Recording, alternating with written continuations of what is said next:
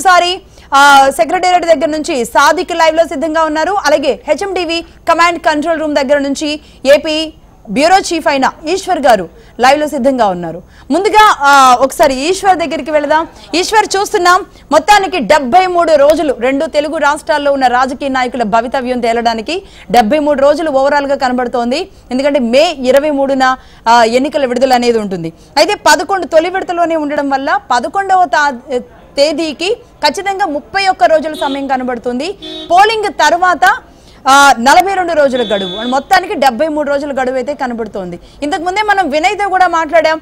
కొన్ని పార్టీలు అంటే మేజర్ గా అధికార ప్రతిపక్ష పార్టీలు అయితే ఒక రకంగా అభ్యర్థుల ప్రకటనలో సేఫ్ జోన్ లోనే ఉన్నాయంటున్నారు. మరి మిగతా పార్టీల పరిస్థితి ఏంటి?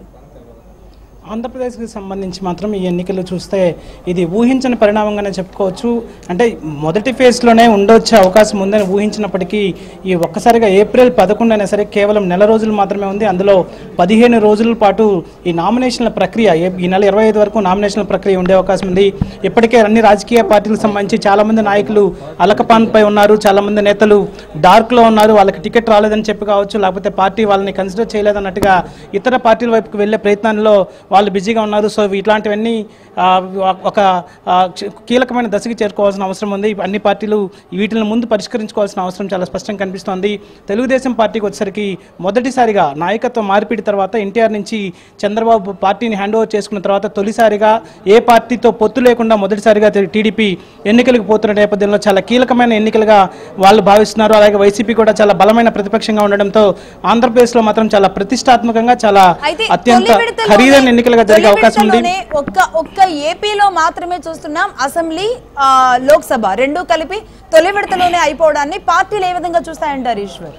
ఖచ్చితంగా తెలుగుదేశం పార్టీ ఈ పరిణామాన్ని అనుమానిస్తోంది. ఎందుకంటే కేంద్రం తమ పట్ల వివక్షాపూరితంగా వ్యవహరిస్తోంది కాబట్టి మాకు సమయం ఇవ్వకుండా ఎన్నికలకి మిగతా మా ప్రత్యర్థి పార్టీని దానికి సమాయత్తం చేసి మమ్మల్ని ఇబ్బంది పెట్టే ప్రయత్నంలో భాగంగానే మొదటి దశలోనే ఎన్నికలని నిర్వహిస్తోందని చెప్పి తెలుగుదేశం ఖచ్చితంగా అనుమానిస్తోంది. ఆ విధంగా ప్రకటన చేసే అవకాశం కూడా ఉంది. ఎందుకంటే మొదటి నుంచి బీజేపీ పైన తీవ్రమైన ఆరోపణలు చేస్తున్న టీడీపీ ఇప్పుడు మొదటి దశలో, ఎందుకంటే గతంలో చూస్తే కంబైన్డ్ ఆంధ్రప్రదేశ్గా ఉన్నప్పుడు ఆంధ్రప్రదేశ్లో దాదాపు 42 పార్లమెంట్ స్థానాలు ఉండేవి, 294 అసెంబ్లీ స్థానాలు ఉన్నప్పుడు 5-6 దశల్లో ఎన్నికలు జరిగేవి. కానీ ఈసారి మాత్రం చిన్న రాష్ట్రం కావడం, కేవలం 13 జిల్లాలు ఆంధ్రప్రదేశ్లో ఉండడం, అలాగే 175 అసెంబ్లీ స్థానాలు, 25 పార్లమెంట్ స్థానాలు ఉండడంతో మొదటి దశలోనే ఒక్కసారిగానే ఎన్నికలు నిర్వహించే అవకాశం ఉండడం, ఎన్నికలు నిర్వహిస్తుండడంతో దీన్ని తెలుగుదేశం పార్టీ అయితే జీర్ణించుకోలేకపోతుందని చెప్పుకోవచ్చు. అలాగే వైసీపీ కూడా ఎన్నికలకైతే సర్వసన్నద్ధం అయినప్పటికీ ఇంకా పూర్తి స్థాయిలో ఒక్కసారిగా ఊహించని పరిణామం కాబట్టి వాళ్ళకి వాస్తవానికి రేపు వాళ్ళకు సమావేశాన్ని రాజమండ్రిలో ఒక సమావేశాన్ని ఏర్పాటు చేసుకున్నారు కాకినాడలో. అలాగే మళ్ళీ ఇంకా సమరశంకారం పేరుతో కొన్ని సభలను కూడా వాళ్ళు కంప్లీట్ చేయాల్సింది. కానీ వాటన్నిటిని ఇప్పుడు రద్దు చేసుకోవాల్సిన అవసరం వస్తుంది. ఎందుకంటే మరొక వారం రోజుల్లో నోటిఫికేషన్ రిలీజ్ అయ్యే అవకాశం ఉంది. ఈలోపు వాళ్ళ అభ్యర్థులను పూర్తిగా ఖరారు చేసుకోవాల్సిన అవసరం ఉంది. కాబట్టి కేవలం ఈ వారం లోపల అభ్యర్థులను ఖరారు చేసుకోవాలి. బుజ్జగింపులు ఉంటాయి, వాళ్ళకి సంబంధించి వాళ్ళ నేతలు ఎవరైతే అలకపనుపులు ఉన్నారో వాళ్ళందరినీ తీసుకొని పార్టీకి మద్దతు ఇచ్చి ఇప్పించుకునే ఏర్పాటు ఉంటుంది. సో వీటన్నిటి ప్రక్రియ ఉంటుంది కాబట్టి ఇక కేవలం ఎన్నికల ప్రక్రియలోకి నేరుగా వెళ్లే పరిస్థితి ఉంటుంది. కానీ 30 రోజుల్లో ఎలక్షన్ జరగాలి, 15 రోజులు నామినేషన్ ప్రక్రియ ఉంటే కేవలం 15 రోజులు మాత్రమే ప్రచారానికి సమయం ఉంటుంది. ఒక రకంగా రాష్ట్ర ప్రజలకు సంబంధించి ఇది ఒక సంతోషకరమైన వార్త చెప్పుకోవచ్చు. ఎందుకంటే ప్రచార హోరు ఈసారి ఆంధ్రప్రదేశ్లో చాలా కాస్ట్లీయెస్ట్ ఎన్నికలుగా జరిగే అవకాశం ఉంది. చాలా మీరన్నట్లుగా ప్రజలకైతే ఒక రకంగా హ్యాపీయే, ఒకే రోజు రెండు అయిపోతాయి కాబట్టి ఎక్కడ ఈ జర్నీలు అవి ఇవంతా అయితే ఉండవు. బట్ మీరన్నట్లుగా నిజంగానే ఎక్కడైతే అసెంబ్లీ అండ్ పార్లమెంట్ ఒకదాని మీద ఒకటి ఇంపాక్ట్ పడకుండా ఒకే రోజు నిర్వహించడం అనేది మాత్రం ఇది ఒక రకమైన రాజకీయ కోణంలో చూస్తే కనుక ఒక రకమైన అనుమానాలు కూడా తావిస్తున్న పరిస్థితి కనబడుతోంది. రైట్ ఈశ్వర్, మళ్ళీ మీ దగ్గరికి వస్తాను. అలాగే సాదిక్, మరి కాసేపట్లో మీతో అప్రోచ్ అవుతాం. సాదిక్ దగ్గరికి వెళదాం. సాదిక్, మొత్తానికి కేంద్ర ఎన్నికల సంఘం అయితే ప్రకటించేసింది. సెక్రటేరియట్ లో పరిస్థితులు ఏ విధంగా ఉన్నాయి? ఇక ఈ రోజు నుంచి రాజకీయ నాయకులకి ఎవరికి కూడా నిద్ర పట్టని పరిస్థితి అయితే ఖచ్చితంగా కనబడుతుంది. ఎస్ లక్ష్మి, ఈ నెల 18 తారీఖున రోజే ఎన్నికల నోటిఫికేషన్ రాబోతుంది. అంటే 20 తారీఖు వరకు నామినేషన్ చివరి తేదీ. అంటే కేవలం 15 రోజులలోనే ఒక దీనికి సంబంధించినటువంటి ఎవరి క్యాండిడేట్స్ నిలబడతారన్న దాని మీద తేటతలేదు ఉంది. కేవలం 15 రోజులు మాత్రమే టైం ఉంది. చాలా యుద్ధ ప్రాతిపదికన చేసుకుంటే తప్ప రాజకీయ పార్టీలకు మనుగలు లేని పరిస్థితి. ముఖ్యమంత్రి కేసీఆర్ కానీ టీఆర్ఎస్ పార్టీకి ఒక రకంగా ఇది మంచి పరిణామం అని చెప్పవచ్చు. ఎందుకంటే ఇప్పటికే వాళ్ళందరూ కూడా పార్లమెంటు సంబంధించినటువంటి నిర్వహణకమైన వాళ్ళు ప్రచారం కూడా కొనసాగిస్తున్నారు. అయితే ప్రతిపక్షాలు మాత్రం అదేవిధంగా కాంగ్రెస్ పార్టీ మాత్రం కేవలం 15 రోజులు మాత్రమే ఉండబోతుంది. ఈ నెల 18 తారీఖు నాడు నోటిఫికేషన్ రాబోతుంది. 20 తారీఖు రోజు నామినేషన్ చివరి తేదీ. అంటే కేవలం 15 రోజులు. మొత్తంగా ఓవరాల్గా చూసినట్టయితే నెల రోజులు మాత్రమే టైం ఉంది. అంటే ఈ నెల రోజుల్లోనే తెలంగాణ సంబంధించినటువంటి ఎన్నికలు మొత్తం 17 లోక్సభ ఎన్నికలు ఉండబోతుంది. రాష్ట్రంలో దాదాపు 2,95,00,000 మంది, అంటే కొంత ఓటర్ల సవరణ ద్వారా కొంత పెరిగే అవకాశం ఉంది. దాదాపు 3 కోట్ల చిల్లర వరకు కూడా ఓటర్లు రాష్ట్రంలో ఉన్నారు. వీళ్ళందరూ కూడా ఓటు హక్కును వినియోగించుకోనున్నారు. దాదాపు 32,000 సంబంధించినటువంటి పోలింగ్ బూతులను ఏర్పాటు చేశారు. అయితే ఓటర్లు పెరిగిన నేపథ్యంలో కొంత ఎక్కువ కూడా పోలింగ్ స్టేషన్లను ఏర్పాటు చేసే అవకాశం ఉంది. కొన్ని సమస్యాత్మక ప్రాంతాల్లో కూడా ఓటింగ్ను ఏ విధంగా చేయాలనిపైన కూడా కసరత్తు చేస్తారు. ఇప్పటికీ పలు దఫాలుగా సీఓ రజత్ కుమార్ డీజీపీతోని అదేవిధంగా ఐజీలతో కూడా సమావేశమయ్యారు. ఎన్నికల నిర్వహణ పకడ్బందీగా చేసేందుకు, అంటే ఇటీవలనే అసెంబ్లీ ఎన్నికలు జరిగినాయి కనుక పెద్దగా వీళ్ళకు కష్టం లేకుండానే చాలా స్మూత్గా జరిగే అవకాశం ఉంది. కేవలం ఓటర్ల సంబంధించినటువంటి ఎన్రోల్మెంటే కొంత పెరిగింది. గత అసెంబ్లీ ఎన్నికల కంటే ఈసారి దాదాపు 20 లక్షల మంది ఓటర్లు పెరిగారు. అంటే మొత్తం 3 కోట్ల వరకు కూడా ఈ తెలంగాణ సంబంధించిన ఓటర్స్ ఉన్నారు. వీళ్ళందరూ కూడా ఓటు హక్కును వినియోగించుకునేలా ప్రకటన ప్లాన్ చేస్తున్నారు. మరి కాసేపట్లో కూడా Rajat Kumar CO Rajat Kumar press meet ద్వారా చెప్పబోతున్నారు ఎన్ని ఈవీఎంలు ఏర్పాటు చేస్తున్నారు, ఎన్ని వీవీప్యాట్లను ఏర్పాటు చేస్తున్న దానిపైన ఉండబోతుంది.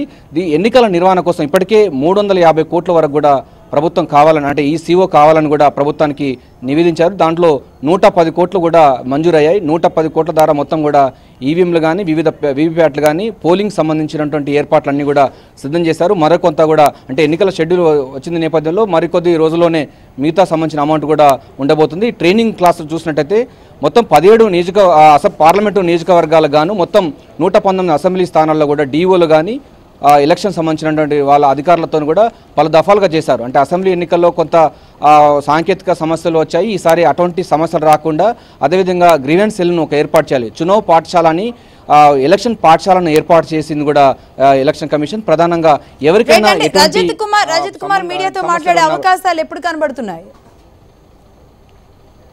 మరి కాసేపట్లో, అంటే ఇప్పుడు ప్రస్తుతం మనకు పబ్లిసిటీ సెల్ నుంచి కూడా మెసేజ్ వచ్చింది. మరి కాసేపట్లో కూడా మనం ప్రస్తుతం సచివాలయంలో ఉన్న సీఓ ఆఫీసు ప్రాంగణంలో ఉన్నాం. మరి కాసేపట్లో సీఓ రజత్ కుమార్ కూడా మాట్లాడతారు. మొత్తం రాష్ట్రంలో ఎంతమంది ఓటర్స్ ఉన్నారు, ఎన్ని వీవీప్యాట్లు పెడుతున్నారు, ఎన్ని ఈవీఎంలు పెడుతున్నారు, ఎక్కడ సమస్య ప్రాంతాలు ఉన్నది, ఏ విధంగా ఎన్నికల నిర్వహణకు ఏ విధంగా చేస్తున్నారు, ఇంతవరకు ఉన్నటువంటి సిబ్బంది ఎంతమంది సిబ్బంది కావాల్సిన అవసరం ఉంది, కేంద్ర పారామిలిటరీ బలగాలు ఎంత అవసరం ఉంది దానిపైన కూడా కూలంకుషంగా మాట్లాడే అవకాశం ఉంది. Lakshmi, right, thank you Sadiq. మళ్ళీ మీకు అప్డేట్స్ కోసం మళ్ళీ మీతో కాంటాక్ట్ అవుతాం. రజత్ కుమార్ ఎప్పుడు మాట్లాడతారు, ఏమేమి మాట్లాడతారు అనేది.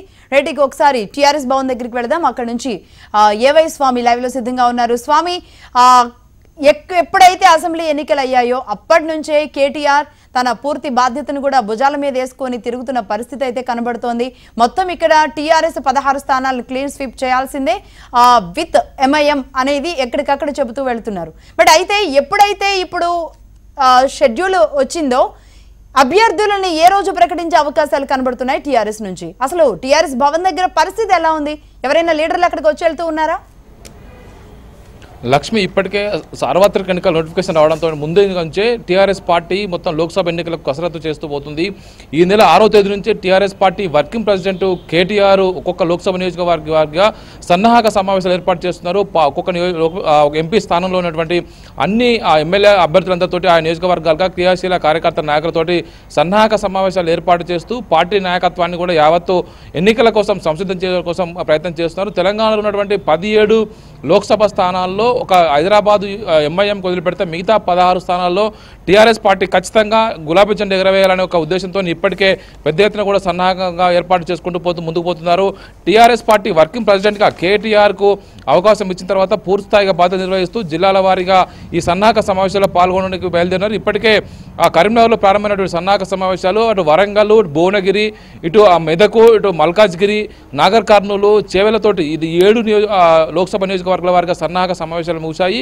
ఇవాళ రేపు ఎల్లుండి అయితే ఇవి ఎమ్మెల్సీ ఎన్నికలు ఉండడంతో 3 రోజులు గ్యాప్ ఇచ్చారు. రేపు తెలంగాణ భవన్లో ఎమ్మెల్సీ ఎన్నికలకు సంబంధించి ఎమ్మెల్యే కోట ఎమ్మెల్సీకి సంబంధించి ఎమ్మెల్యేలకు మాక్ పోల్ నిర్వహించబోతున్నారు. ఈ కార్యక్రమాన్ని టీఆర్ఎస్ పార్టీ అధినేత రాష్ట్ర ముఖ్యమంత్రి కేసీఆర్ స్వయంగా దగ్గరుండి నిర్వహించబోతున్నారు. అయితే ఈ లోక్సభ ఎన్నికలకు సంబంధించి ఎన్నికల కోట రావడం సంబంధించి కేవలం 31 రోజుల సమయం ఉండడంతో కూడా అభ్యర్థులు ఎవరెవరైనా మిస్ ఇప్పటికీ కసరత్తు కొనసాగుతుంది. ఇప్పుడు 16 మంది అభ్యర్థుల్లో కొత్త వారిని ఎవరు ప్రకటిస్తారని చెప్పేసి కూడా అంత ఆశగా ఎదురు చూస్తున్నారు. కొన్ని స్థానాల వరకు మాత్రమే కొత్త వారిని ప్రకటించి మిగతా చోట్ల చాలా మంది కూడా సిట్టింగ్లకే మరో అవకాశం ఇవ్వబోతున్నారని చెప్పేసి కూడా పార్టీ వర్గాల నుంచి మనకున్న సమాచారం. ప్రధానంగా ఇప్పుడు సికింద్రాబాదు, మల్కాజ్గిరి, చేవెళ్ల, ఖమ్మం లాంటి కొన్ని స్థానాల విషయంలో మాత్రమే పార్టీ మల్లగులాలు పడుతుంది. ఎవరెవరిని పెట్టాలి, అక్కడ ఉన్న పరిస్థితులు ఏ విధంగా అంచనాలు వేయాలని చెప్పేసి కూడా ఆలోచిస్తున్నారు.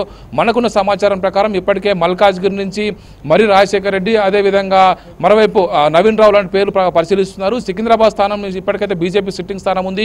ఈ స్థానం సంబంధించి ఇప్పుడు అక్కడ ఖచ్చితంగా గెలవాలని చెప్పేసి టీఆర్ఎస్ పార్టీ ప్రయత్నం చేస్తుంది. ఇక్కడ కూడా బీసీలకు స్థానం కల్పించాలని చెప్పేసి భావిస్తున్నారు. ఇక్కడ ప్రధానంగా దండవేటల పేరు, అదేవిధంగా హైదరాబాద్ నగర మేయర్ బొంతు రామ్మోహన్ సతీమణి బొంతు శ్రీదేవి పేరు, మరోవైపు తలసాని శ్రీనివాస్ యాదవ్ కుమారుడు సాయి కుమార్ యాదవ్ పేరు కూడా వినిపిస్తున్నాయి. అయితే ఎవరెవరికి అవకాశం ఇస్తారు, ముఖ్యమంత్రి ఎవరి పేరును పరిశీలన తీసుకొస్తారని చెప్పేసి కూడా పార్టీ వర్గాలంతా కూడా ఆశావహులు లేదంటే ఊహాగానాలు ఇవంతా ఒక రకంగా పక్కన పెడితే టీఆర్ఎస్ లోకి ఈ మధ్య కాలంలో వలసలు అనేవి తీవ్రంగా పెరిగిన పరిస్థితి ఉంది.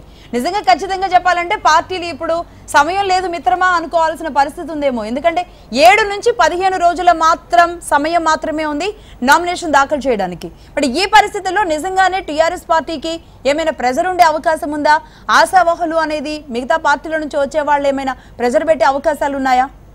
అంటే ప్రధానంగా టీఆర్ఎస్ పార్టీలో పార్టీ అధినేత ఇప్పటికైనా మనసులో ఉన్నటువంటి భావాలు బయటకు వెళ్ళిపోయినట్టు తెలుస్తుంది. దాదాపుగా ఇప్పటికే ఉన్న సిట్టింగ్లలో ఒకరిద్దరికి మార్పులు తప్ప ఎవరికి పెద్దగా మార్పులు ఉండవని చెప్పి తెలుస్తుంది. కొత్త వారికి మాత్రమే అవకాశం ఉంది.